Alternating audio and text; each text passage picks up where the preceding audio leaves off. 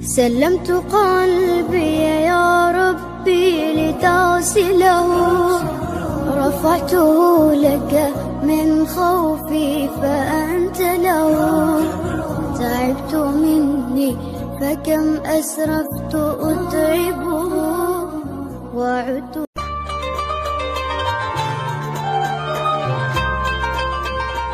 আসসালামু আলাইকুম।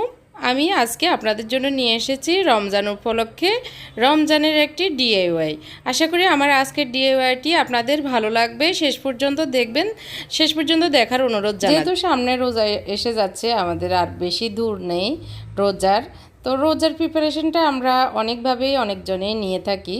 তো আমাদের খাবার দাবারের তো আয়োজন অনেক কিছু আমরা করি, তার পাশাপাশি আমাদের ঘরটাকে যদি আমরা একটু সুন্দর করি, রোজার প্রিপারেশনের একটু ডেকোরেশন করি, তাহলে যে দেখতেও অনেক ভালো লাগবে, আবার নতুনত্ব আসবে, রোজার প্রিপারেশনটা সুন্দরভাবে হবে, মানে ভালো লাগবে আর কি, ঘরটা রমজান রমজান মনে হবে। তো সেই জন্যই আমি আজকে আপনাদের জন্য কিছু ডিআইওয়াই নিচ্ছি, সুন্দরভাবে আপনারাও যেন করতে পারেন, আপনাদের ঘরটাও সুন্দর করে সাজিয়ে নিতে পারেন। তো আমি এখানে লিখেছি রামদান। তো আমি আরবিতে লিখেছি, আপনারা চাইলে ইংলিশেও লিখতে পারেন, বাংলায়ও লিখতে পারেন। তো আমি আরবিতে লিখেছি, যদিও ওভার রাইটিং করে করে আমি লিখেছি, আমি তো আরবিতে এত দক্ষ না। আরবি বাংলা যেটাই হোক, একটু ডাবল করে লিখতে হলে আমি এরকম ওভার রাইটিং করেই করি। তো প্রথমে আমি দেখতে পেরেছেন যে কাগজের কস্টেপগুলি, সেগুলিতে এঁকে নিয়েছি। এঁকে কাগজের উপর কস্টেপটা লাগিয়ে একটু কাগজটা মোটা করে নিয়েছি, যাতে আমি এটাকে ঘাম লাগিয়ে মানে রাখতে সুবিধা হয়। শুধু কাগজ হলে ছিঁড়ে যাবে, সেই কারণে আমি এইভাবে চিন্তা করে করেছি আর কি। তো আমার কাছে মনে হয়েছে এভাবে সহজ হবে। তো এখন আমি লিখেছি আল্লাহ, আর একটা চাঁদ এঁকেছি। তো কস্টেপ যেভাবে আছে সেভাবে আমি ধরে ধরে লিখতেছি। এখানে লিখতেছি হচ্ছে হ্যাপি রামদান। তো হ্যাপি লিখতেছি ডাবল করে, মানে রামদানও আমি একটু ডাবল করে লিখবো। তো আসলে আমি অত বেশি দক্ষ লেখকও না, আবার বেশি আর্টিস্টম্যানও না, নিজে নিজে যাই পারি সেটাই চেষ্টা করছি। আপনারা যারা আরও বেশি ভালো পারেন, সুন্দর করে আপনাদের ঘরটা রমজান উপলক্ষে এখনই প্রিপারেশনটা শুরু করে দিতে পারেন। বেশি কিন্তু সময় নেই, এখন আমাদের হাতে অনেক কাজ বাকি আছে। রমজানের কিছু টিপস আমি অনেক সহজভাবে আপনাদেরকে দেখাবো, হয়তো আপনাদের উপকারে আসতে পারে। কয়েকদিনের ভিতরে আমি চেষ্টা করছি সেটা করার, ইনশাল্লাহ। আপনারা আমার চ্যানেলে চোখ রাখুন, দেখতে থাকুন আমার ব্লগগুলি, তাহলে আপনারা একের পর এক দেখতে পারবেন। আমি আরও কিছু ডিআইওয়াই আনবো, যাতে করে ঘরে থাকা ফেলে দেওয়া জিনিসগুলো দিয়েই আমরা আমাদের ঘরটাকে একটু ডেকোরেট করতে পারি। অনেকের হয়তো অ্যাবিলিটি আছে অনেক দামি জিনিস দিয়ে অনেক সুন্দর করেও ঘর সাজাতে পারছেন। যারা একটু মন চাচ্ছে কিন্তু অ্যাবিলিটি কম, তাদের জন্য আমার এই ব্লগগুলি, আমার এই ডিআইওয়াইগুলি। তো আমি আজকেও খুবই মানে কম খরচ নাই বললে চলে, এরকম একটি বাজেট নিয়ে আপনাদের সামনে ডিআইওয়াইটি এনেছি। তো দেখতে পেরেছেন আমি কিভাবে লেখাটা লিখেছি, আবার কিভাবে আপনারা যেটা মন চায় সেটাই করবেন, তবে সুন্দর করে করলে রুচির বহিঃপ্রকাশ হবে। যে আসুক না কেন তার কাছেও ভালো লাগবে, আর আপনার কাছেও ভালো লাগবে যে আপনি এরকম করে সুন্দর করে সাজাতে পেরেছেন বলে। তো আমি প্রথমে আলিফটা কেটে নিয়েছি, এভাবে সবগুলো অক্ষরে আলাদা আলাদা করে কেটে নিচ্ছি। আর কাটার সময় আমি আরেকটু সাইজ করে নিচ্ছি, লেখাটা যেরকমই হোক আমি সব সময় আবার যখন কাটি সেটা আমার মন মতো করেই করি আর কি। লেখাটা হচ্ছে জাস্ট আমার একটা আইডিয়ার জন্যই, সাইজের জন্যই লেখা, না হয় আমি এমনিতেও কাটতে পারি। তো আশা করি আমার আজকের ভিডিওটি আপনাদের ভালো লাগবে। যারা আমার চ্যানেলে নতুন এসেছেন, এখনও আমার চ্যানেলটি সাবস্ক্রাইব করেননি, যদি আজকের একটুখানি কাজ আপনার ভালো লেগে যায়, আমার চ্যানেলটি সাবস্ক্রাইব করবেন প্লিজ। আপনারা সাবস্ক্রাইব করে আমার পাশে থাকবেন, আর অল্প কিছু সাবস্ক্রাইব হলে আমার লক্ষ্যে, আমার গন্তব্যে কিছুটা হলেও পৌঁছতে পারবো। গন্তব্য তো অনেক দূর পর্যন্তই আশা রাখছি।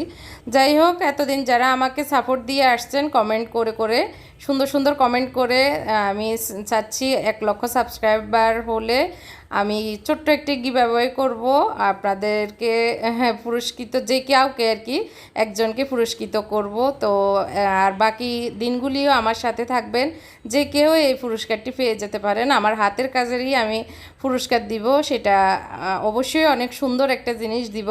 তো সামনের অল্প কিছু দিন আপনারা কমেন্ট করে আমাকে আরও বেশি উৎসাহিত করতে থাকুন আর শেয়ার করতে থাকুন আমার ভিডিওটি, তাহলে আমি আর অল্প কিছু পথ পেরিয়ে আপনাদের আশার রুমিয়াপুর ব্লগটি লক্ষ্যে পৌঁছাতে পারবো ইনশাআল্লাহ। তো এই তো আমি কেটে কেটে সবগুলোকে একটু ঘাম লাগিয়ে লাগিয়ে আমার এগুলো হচ্ছে জেলির বয়ুম, তারপরে আচারের বয়ুম, এগুলি ফেলে দেওয়ার মতোই আসলে আমার অতিরিক্ত পড়ে আছে। ভাবলাম যে যেহেতু সামনে রমজান আসতেছে, তো আমি কিছু না কিছু করি, আপনাদের সাথেও শেয়ার করি। আমার ঘরটাকে একটু, যেহেতু নতুন বাসায় এসেছি, ঘরটাকে একটু সুন্দর করে সাজিয়ে নিই। তো এখানে আমি প্রথমে লিখে চাঁদ দিয়ে আল্লাহু লাগিয়ে নিয়েছি গাম দিয়ে একটা বয়ুমে, আরেকটা বয়ুমে আমি রামদানটা লাগিয়ে দিচ্ছি গাম দিয়ে। তো চাঁদ দিয়ে আর হচ্ছে স্টার দিয়ে করছি। আসলে আমি আমার মতো করেই করছি, ভুল ত্রুটি হলে আপনারা যারা আরও বেশি অভিজ্ঞ আমাকে পরামর্শ দিতে পারেন, অসুবিধা নেই। আর সামনে সেটা আমি সংশোধন করব, আর আপনারা আপনাদের আমার ভুলটা সংশোধন করে আপনারা আপনাদের আরও বেশি সুন্দর করে ঘরটা সাজিয়ে নেবেন। এখানে রামদান লিখেছি আমি। তো এই যে দুইটা শেষ, আরেকটাতে আমি ইংলিশ যে লিখেছি হ্যাপি রামদান সেটা লাগিয়ে নিয়েছি। এখন আমি একটু বারান্দায় এসেছি, একটা কার্টনের ভিতরে এই গোল্ডেন স্প্রেটা আমার কাছে মেবি মনে হয় 2-3 বছর হয়েছে আছে, তো একটু একটু করে আমার কাজে লাগতেছে, তো সেটা দিয়ে আমি এখন স্প্রে করে নিচ্ছি।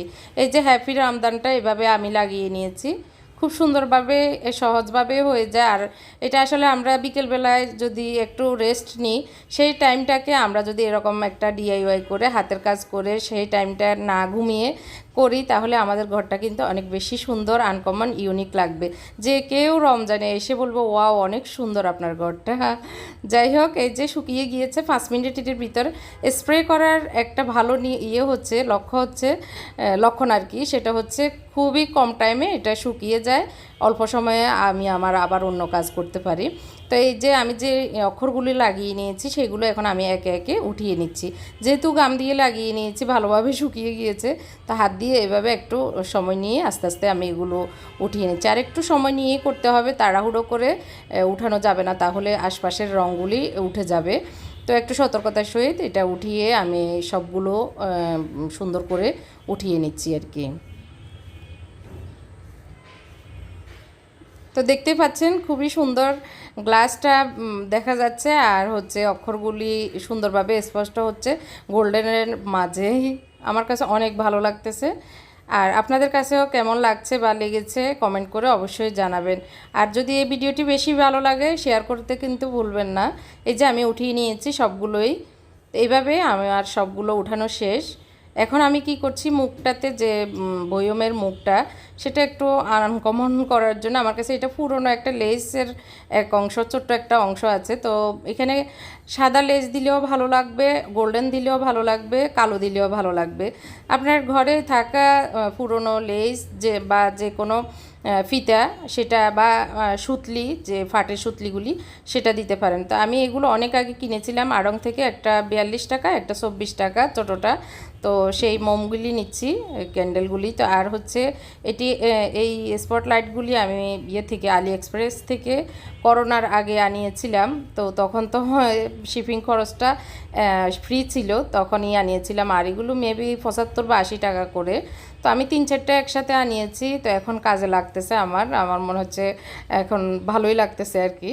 তো এই জিনিসগুলো সবসময় সব জায়গায় পাওয়া যায় না, আমি আলি এক্সপ্রেস থেকে অনেক কিছুই আনাই, আমার কাছে মনে হয় রিজনেবল প্রাইসে। তো 3টে ব্যাটারি লাগে, ব্যাটারি সিস্টেম আর কি, কারেন্টে না। আর এটার সিস্টেম হচ্ছে যে কোনো জায়গায়, দরজায় বা রান্নাঘরে যে কোনো জায়গায়, মানে টেবিলের ভিতরে এভাবে এটার একটা আছে, পেপার আছে, এটা উঠিয়ে একবারে ফিক্সডও লাগিয়ে নেওয়া যায়। তো আমি যেহেতু এখানে ফিক্সড করব না বয়মে, সেই কারণে আমি ওইভাবে এমনি ঢুকিয়ে দিয়েছি।